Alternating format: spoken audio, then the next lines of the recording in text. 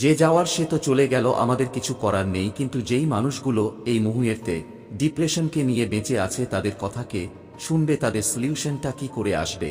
What is the permanent solution of depression?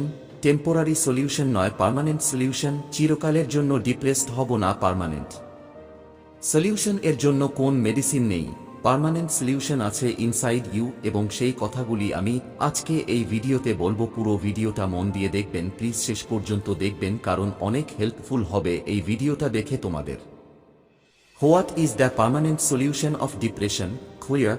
যারা ধরো শহরাঞ্চলে থাকে, যারা ধরো বয়সে বেশ বড়, যাদের ধরো মতো মানুষ আছে, তারা না হয় ডিপ্রেসড হলে হেল্পও চাইতে পারে, বলতে পারে যে আমি খুব ডিপ্রেশনে আছি, আমাকে ডাক্তারের কাছে নিয়ে চলো। কিন্তু এই যে ছোট ছোট ছেলে মেয়ে যাদের ধর 16-17 বছর বয়স, তারাও কিন্তু ডিপ্রেসিড হয়। 18-19 বছর বয়স ডিপ্রেশন অনেক আসে। ওরা কাকে বলবে? শহর অঞ্চল ছেড়ে দিলাম, গ্রামাঞ্চল মফস্বলে এমন অনেক জায়গায় রয়েছে যেখানে ছেলেমেয়েরা বলতে পারে না, বিকজ তাদের আশেপাশের মানুষজন অতটা উন্নত নয় এটা বোঝার জন্য যে ডিপ্রেশন একটা রোগ, এটার জন্য ডাক্তার দেখাতে হয়। তারা কাকে বলবে, তাকে কে বুঝবে? এমন অনেক সময় থাকে আমাদের আশেপাশে কেউ থাকে না আমাদেরকে শোনার জন্য। তখন কি করব? বড়দের কথা, সেলিব্রিটি ডিপ্রেশন হলে তাকে নিহত নিউজ হয়ে যাবে।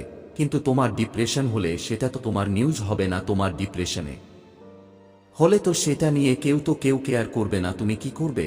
আমরা সব সময় দুটো ওয়ার্ল্ডকে নিয়ে চলাচল করি। একটা হচ্ছে আউটার ওয়ার্ল্ড, যেটা বাইরের জগৎ, ও আরেকটা হচ্ছে ইনারার ওয়ার্ল্ড, যেটা তোমার ভিতরের জগৎ। আউটার ওয়ার্ল্ড কি করে? আউটার ওয়ার্ল্ড কোনো একটা ইভেন্টকে পারফর্ম করে, আর তোমার ইনারার ওয়ার্ল্ড কি করে? তোমার ইনার ওয়ার্ল্ড ঠিক করে যে সেই ইভেন্টটাতে তুমি আনন্দ পাবে নাকি দুঃখ পাবে। তার মানে আউটার ওয়ার্ল্ডের যে কোন ইভেন্ট তোমার ডিসিশন ছাড়া শূন্য। তুমি যদি মনে করো আনন্দ পাবে তাহলে আনন্দ, যদি মনে করো দুঃখ পাবে তাহলেই দুঃখ। তুমি কি দেখছো বা কি বুঝো সেটাই ইম্পর্টেন্ট নয়।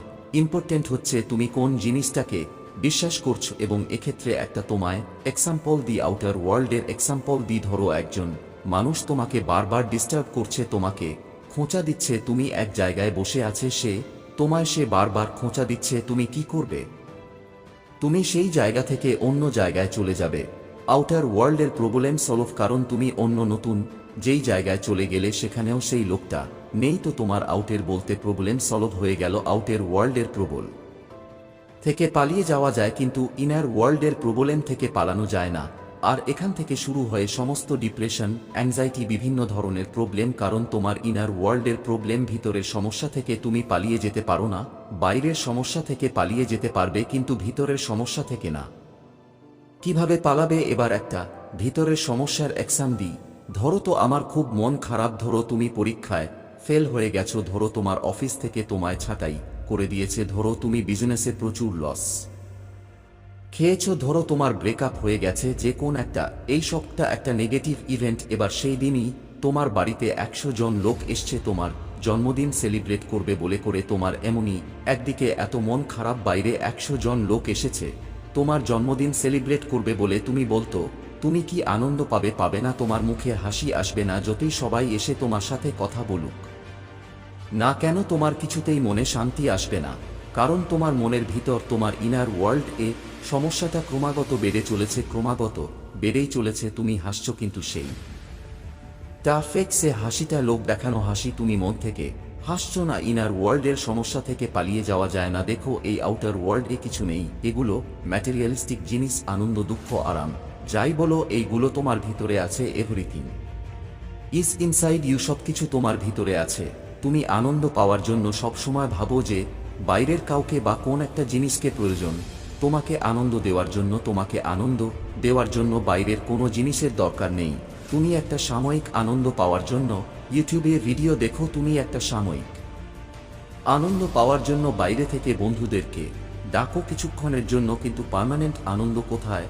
পার্মানেন্ট দুঃখটা কোন জায়গায়, যেটাকে আমরা সলভ করতে পারব? পার্মানেন্ট যেই জিনিসগুলো আছে সেগুলো সবটা তোমার ভিতরে আছে, আর বাইরে যেগুলো আছে সেগুলো সব কটা টেম্পোরারি, কিছুক্ষণের জন্য। তোমাকে যদি পার্মানেন্ট সলিউশন এর দিকে যেতে হয় তাহলে তোমাকে একটা পার্মানেন্ট ডিসিশন এর দিকে যেতে হবে। আর সেই পার্মানেন্ট ডিসিশনটা কি? সেই পার্মানেন্ট ডিসিশনটা হলো প্রথমেই এটা ঠিক করা যে আমি নিজের হ্যাপিনেস এর জন্য বাইরের কোনো কিছুর উপর ডিপেন্ডেন্ট নই ডিপেন্ড করছে তুমি কিভাবে দেখছো সেই প্রবলেমটা। প্রবলেম এলে সেখান থেকে কি তুমি পালিয়ে যেতে চাও নাকি তুমি সেটাকে ফিক্স করতে চাও। যদি তুমি ফিক্স করতে চাও তাহলে গেলে যেই মুহূর্তে তুমি ডিসিশন নিলে যে আমি এটাকে ফিক্স করব, সেই মুহূর্তে তুমি জিতে গেলে। সেই মুহূর্তে তুমি 50% জিতে গেলে। বাকিটা তোমার কাজ। আমি এতক্ষণ যে কথাগুলো বললাম সেগুলো কি একটু মন দিয়ে বোঝার চেষ্টা করো, মাথায় ঢুকানোর চেষ্টা কর। সব থেকে ভালো এটাই যে ডিপ্রেশনকে আসতে না দেওয়া। বিশ্বাস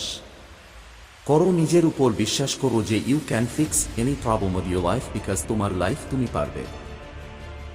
তোমার সব প্রবলেমকে ফিক্স করতে বাইরের কেউ পারবে না, তুমি পারবে তোমার লাইফ এর সব প্রবলেমকে ফিক্স করতে। আজ থেকে নিজের উপর বিশ্বাস করতে শুরু করো। যা হচ্ছে পৃথিবীতে সবকিছু টেম্পোরারি। তোমার হ্যাপিনেস, তোমার দুঃখ, সবকিছু তোমার ইনার ওয়ার্ল্ডের মধ্যে রয়েছে। সবকিছু যা তোমায় সলভ করতে হবে, সব তোমার ভিতরের জীবন থেকে সলভ করতে হবে। And you fix the problem, you can solve any kind of problem তোমার লাইফ। সবাই কমেন্ট করো যে বুঝেছো কিনা, সেটা কমেন্ট করো। জানাও যে তোমরা যে কোনো সমস্যার লাইফের ফিক্স করবে, পালিয়ে যাবে না। প্রমিস যে পালিয়ে যাবে না। ভিডিওটা যদি ভালো লেগে থাকে তাহলে অবশ্যই লাইক করে বন্ধুদের সাথে শেয়ার করে দেবে। তার কারণ আশপাশে অনেক ডিপ্রেশনে আছে, তাদেরকে আমার মনে কথাগুলো শোনানো জরুরি। শেয়ার করে দিও তাদের সাথে, বন্ধুদের সাথে। আর ভিডিওটা লাইক করে দিও, কমেন্ট করে আমাকে অবশ্যই জানাবে। প্রমিস করবে যে আজ থেকে পালিয়ে যাবে না। আজ থেকে সবাই ফিক্স করবে প্রবলেমকে। আবার বলছি, প্রবলেম ফিক্স করবে। প্রমিস।